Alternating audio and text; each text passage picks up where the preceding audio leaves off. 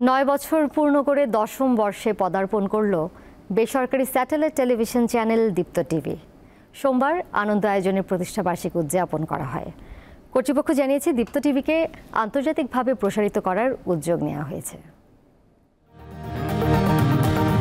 ২০১৫ সালের ১৮ নভেম্বর নতুনত্বের প্রত্যয় নিয়ে যাত্রা শুরু করে বেসরকারি টেলিভিশন দীপ্ত টিভি। অনিয়ারে আসার ৯ বছরে বিনোদনমূলক নানা অনুষ্ঠান এবং বস্তুনিষ্ঠ সংবাদ প্রচার করে বিপুল দর্শকপ্রিয়তা অর্জন করেছে দীপ্ত টেলিভিশন।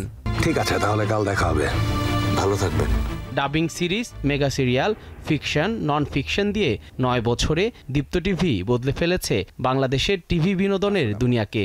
সুলতান সুলেমান, বাহার, রহস্যময়ীর মতো বিদেশি সিরিজের সঙ্গে মান অভিমান, মাশরাফি জুনিয়র বা পালকির মতো ডেইলি সোপও দর্শকদের ভালোবাসা অর্জন করে।